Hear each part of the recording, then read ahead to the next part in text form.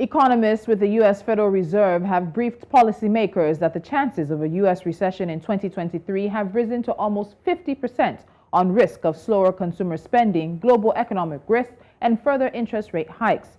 The forecast, as detailed in minutes of the November Federal Open Market Committee meeting, are the first such warnings since the central bank began raising rates in March. The influential staff at the Fed's Board of Governors in Washington play an important role in the monetary policy-making process through briefings on economic conditions and forecasts prepared for the committee's participants who make the ultimate decision on interest rates at the meetings. European Union countries have agreed to a €45 billion plan to fund the production of chips, putting the 27-country bloc a step closer to its goal of reducing its reliance on U.S. and Asian manufacturers. EU ministers will meet on December 1st to rubber stamp the chip plan that will still need to be debated at the European Parliament next year before it can become law. The EU executive, which is hoping state subsidies will help the bloc achieve a 20% share of global chip capacity by 2030, came up with its proposal after a global chip shortage and supply chain bottlenecks hit car makers, healthcare providers, and telecom operators. Europe's share of chip production currently stands at 8%, down from 24% in 2000. A recent survey shows that British economic activity fell at close to its fastest pace in nearly 2 years in November, adding to signs of recession as orders sank and employment growth slowed. The flash, or preliminary version of the IHS Markit CIPS Composite Purchasing Managers Index for Britain, edged up to 48.3 from 48.2 in October, which was its lowest reading since January 2021, when there was a COVID-19 lockdown. A further steep fall in business activity in November adds to growing signs that the UK is in recession, with GDP likely to fall for a second consecutive quarter in the closing months of 2022. Asian shares mostly tracked Wall Street higher on Thursday, while a sell-off in the U.S. dollar was extended as markets reacted to the possibility of the U.S. Federal Reserve soon slowing its pace of interest rate hikes. European markets, however, are set for a cautious open, with the pan-region Euro Stoxx 50 futures flat, German DAX futures up 0.1% and FTSE futures down 0.1%. MSCI's broadest index of Asia-Pacific shares outside of Japan rose 1.2%, boosted by a 1.0% gain in Japan's Nikkei. South Korean shares also rose about 0.9%. Now, Chinese property stocks rallied, with the Hang Seng Mainland Property Index surging 5.3% after banks pledged at least $38 billion in fresh credit lines to cash-strapped developers. Unionized truckers in South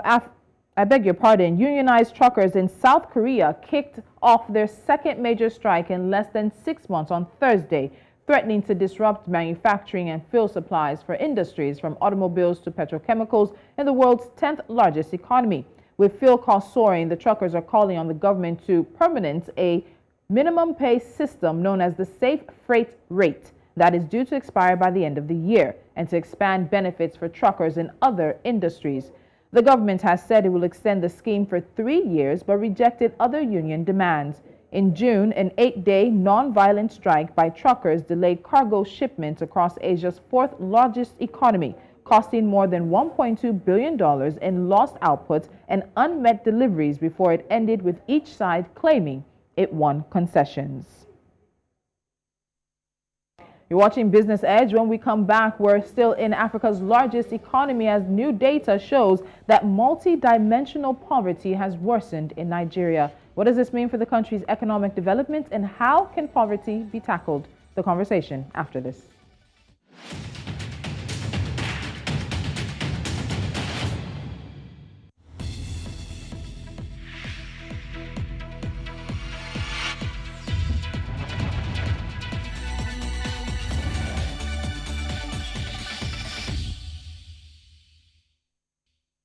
The number of Nigerians living in poverty now stands at over 133 million. According to the National Bureau of Statistics, this means that 63% of the country's population are poor. Findings in the NBS's Nigeria Multidimensional Poverty Index noted that multidimensional poverty is higher in rural areas, where 72% of people are poor compared to 42% in urban areas. In other words, almost 2 out of every 3 Nigerians experience poverty in one aspect of life or the other. And another way to drive home what poverty means for Nigeria is that 63% of the population equals to those who have been excluded from the mainstream economy. They are largely landless, they have no property and investment, and they also lack the skills that can give them good jobs, whether they work for other people or themselves. Taiwo Oyedele, Fiscal Policy Partner and Africa Tax Leader at PwC Nigeria, joins me now on this issue. Taiwo, these figures are very damning. Maybe for some people not quite surprising, but they seem to confirm Nigeria's unfortunate status as the poverty capital of the world. But 63% is literally the majority of the country's population. Are the numbers and the data coming out of this report to be believed? Thank you, Tolu. The answer is yes. In fact, there are people who think that the poverty may even be more than the 133 million that has been estimated, and I'll tell you why. So on one hand, just to clarify, the last time that this survey was done by the MBS, Bureau of Statistics, they had used the income approach to determine poverty, and that was what they call extreme poverty. If you lived on less than $1.90 a day. So what they have done now is to use a different approach. That approach is multidimensional poverty. And the difference between the two is the first method is looking at whether you have enough income to live a good life, or at least not to be in poverty. The most recent approach is saying, well, you may even have the money, but you don't have the access to health, you don't have access to education. So in other words, if you're a millionaire in the village, but there is no health center, you can't send your kids to school, there is no, all of those, you'll still be poor. So I think I prefer the multidimensional one because it's looking at deprivation. So whether you're looking at income level poverty, which is estimated to be close to 100 million, or multidimensional poverty, which is about 133 million, is just far too high for where we should be as a country. And what that means is, in my estimation, if you add other forms of poverty, like access to technology and digital, because in fact, it's been established around the world today that if you don't have access to the internet, you're actually going to be poor because there's a lot of things you are deprived of: information, access to knowledge, to skills, and even to business, like small businesses. So yeah, I think those numbers are believable. Okay, so you've talked about how multidimensional poverty exists, and in looking at this, there are different types of that poverty, or rather poverty on its own. There's situational, there's generational, there's relative poverty, there's absolute, and much more. But there's also the dimensions that this report has looked at, and as you mentioned, that is of course health, education, living standard, work, and security shocks. Why are those dimensions particularly important when we're trying to have a conversation about how Nigeria, the most populous black country on earth, works to fight poverty? Why are these specific sort of criteria so important and critical to the situation, to the conversation? Yeah, thank you. So on one hand, there is the international standard, I have to say. So I think anywhere you live in the world, if you don't have access to education, if you don't have access to healthcare, and your living standard is not good, you're poor. It doesn't matter whether you live in the US, whether you live in Germany, or whether you live in Nigeria. So those are universal standards that we have adopted. What we have done in Nigeria, and I do agree with the approach adopted by the MBS, is they've added another dimension to it. And that dimension is what they call works and shocks, which is really about employment, underemployment, and insecurity. And that's taking our test into perspective. The last time the MBS released the results on on unemployment, they said it was 33%. Underemployment was more than 20. Combine the two, in a country where you don't have social safety net, I just simply combine my underemployment with unemployment, and that for me is the figure, right? And it's on the screen, it's over 50%. So, and then with insecurity, if you had an incident to do with security, I think they said over the past 6 months, that in itself is a factor to be considered. So putting all of this together, you have 4 dimensions. Each of the dimensions accounts for about 25%, so they're equally important. but we have 15 indicators. So which means living standard, for example, has about 6 indicators, whereas health has about 3. And interestingly, nutrition and food security is under health. So if you can't have a good food or a good meal, or you have kids that are malnourished, that's an indication of poverty and is classified under health. So these dimensions are important. And beyond the analysis and the complaints and the media sensation, we all need to sit back, private sector, household, individual, and more importantly, government, to say, how do we begin to address these issues? We cannot continue to live with a country where we are the poverty capital of the world. I think at time India temporarily overtook us, but maybe we are back now. We can't continue with business as usual, because it will get to a crisis point. And they say when the hungry person don't have anything to eat, they're going to go after the few that think that they are comfortable. All right, let's see if we can get the graphic back up that has, of course, the dimensions and the indicators for what multidimensional poverty means in Nigeria. But Taiwo, more importantly right now, I think the larger question on a business or economic standpoint is the economic consequences of having such a large proportion of Nigeria's population living in multidimensional poverty. It does seem insensitive in a way to sort of break it down into the naira and the kobo, but for a country such as Nigeria, what does it mean to have 63% of the population being multidimensionally poor? What does that mean for the economy? What does it mean for economic development and the future of the country? Yeah, thank you. I think that's a very important point. So what it means for the economy, and I will even go beyond that. I'll say, what does it mean for every individual, right, that is poor, and even those that are on the borderline or just slightly above that. So by the way, a lot of the other 30-something%, many of them are just on the brink, right? So yes. One event and they push to that poverty line of being multidimensionally poor. Taiwo, before you continue the answer, let me just also add, because I found it quite interesting. I think we also need to note that of that number, half of the poor in Nigeria are children. I think that's very important that we take notice of. So please go ahead. Yeah, that's a very good point, because we are not just talking about today, we are talking about tomorrow. And the World Bank released a report a few days ago where they said that a child that is born in Nigeria today is likely going to be 36% less productive, or I think they said 36% level of productivity compared to the rest of the world. So that is I think it's a time bomb. I don't know whether the bomb is already going off, but that's something that requires all sense of urgency. So what it means for the economy, to go back to your earlier question, is that you have this teeming population. By the way, our average age is about 19 years. So which means the vast majority of our people are young people with a lot of energy, with a lot of capacity, with a lot of potential, but we're not giving them hope. And which is why people are taking to crime, right? That's why people are trying to do, those that don't want to carry gun or kidnap people are doing yahoo yahoo. So you find, in fact, the sense of patriotism is disappearing, where you find a lot of your people working against the interests of their own country. So once you get to that level where you can't even go to farm when you want to do legitimate, activities, and then on the other hand, you find people doing all the wrong things, including politicians, some of them stealing our money, seems to be the ones who are enjoying life, in quotes. That in itself means the economy is no longer being run in a way that it's best for everyone, rather in a way that is counterproductive.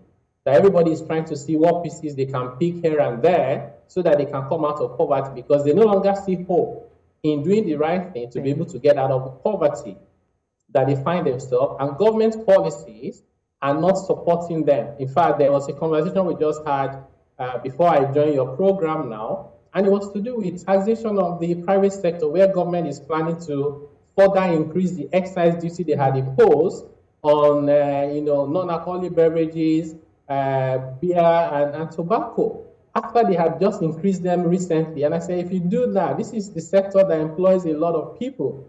If they can no longer cope and they cannot pass the cost to their consumer because they are poor, then you're going to find them scale down gradually. You have more unemployment. Some of them will relocate out of Nigeria. I was saying the other day that we don't just have individuals emigrating.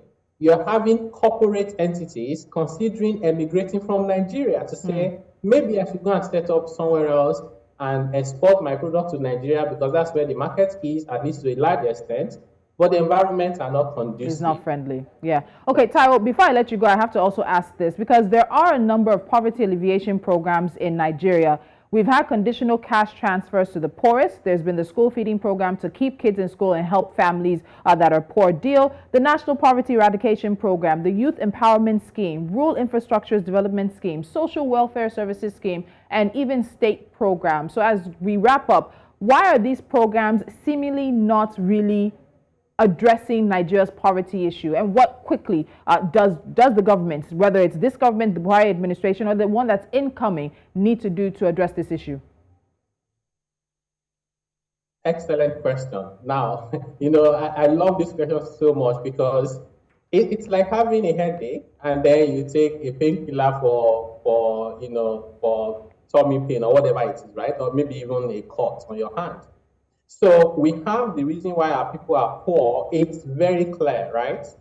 Health, access to health, education, living standard from things as basic as safe drinking water, things as basic as sanitation, right? The toilet to use, for example. In fact, when we talk about assets, we are talking about, do you have a radio? Do you have a TV? Do you have a fridge? We're not even talking about whether you have a car or a big house, right?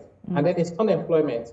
Now, if what you do is to give pittance to people, right? What you're going to have is one, the scale is not sufficient.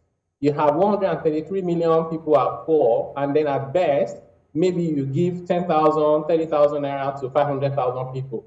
It's insignificant. Two, the issue you are trying to address are not the issues why those people are poor. So you collect the money and you buy food for 5 days, right? But there's no guarantee of food for the day after tomorrow. Whereas what you really need to do is to empower them.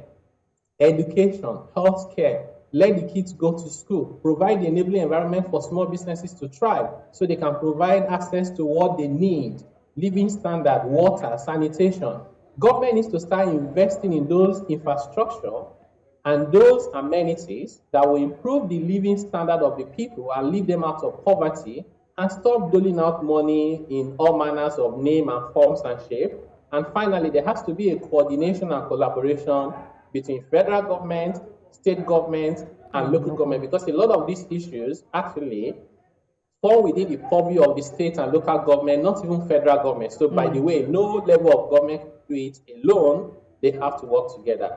All right, have to work together. Taiwo Oyedele, I'm very sure you'll be back because the conversations on this can't end, as well as that tax conversation as well. So we look forward to having you sometime soon. Thank you very much. Nigeria's population is estimated currently at about 200 million, with the NBS saying around 133 million of those Nigerians are poor, multidimensionally poor, 63%. But as we leave this conversation, one thing I want us to take away is that half of the poor people in Nigeria are children. And that's just not about today, but it's also about tomorrow. You're watching Business Edge. When we come back, it's NC4 to watch.